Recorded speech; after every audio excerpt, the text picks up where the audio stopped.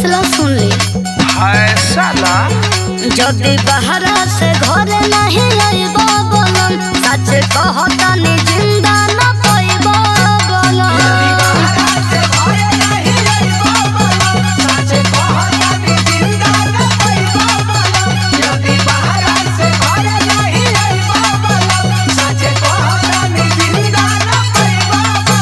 जदि बहरा से घर नहीं आइबो बोलम, सच कहता